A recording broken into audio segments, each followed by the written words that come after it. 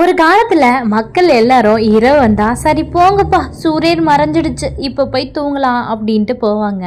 ஒரு நாள் Benjamin Franklin அவருக்கு ஒரு டவுட் வந்துச்சு. இந்த மின்னல் ஏன் இவ்வளவு பிரகாசமா இருக்கு, இதுல ஏதாவது பவர் இருக்குமோ அப்படின்னு நினைச்சாரு. அதுக்காக இவர் என்ன பண்ணாருன்னா ஒரு பட்டை எடுத்தாரு, மழை நாள்ல வெளியே போய் பறக்க விட்டார். அப்போ அங்கிருந்த மக்கள் எல்லாம் பார்த்துட்டு, ஏன் இந்த ஆளு மலையில பட்டம் பறக்க விடுறாரு, இந்த மனுஷனுக்கு வேற வேலையே இல்லையான்னு பேசிக்கிட்டு இருந்தாங்க. ஆனா அந்த பட்டத்துக்கு கீழே ஒரு கீ கட்டி வச்சிருந்தாங்க.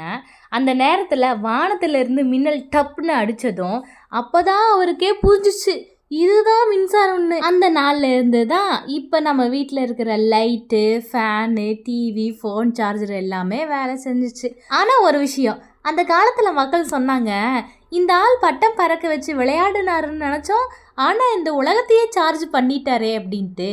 ஓகே மக்களே, உங்களுக்கு இந்த வீடியோ பிடிச்சிருந்துச்சுன்னா லைக் அண்ட் சப்ஸ்கிரைப் பண்ணிடுங்க, மறக்காம பெல் ஐக்கனை கிளிக் பண்ணிடுங்க.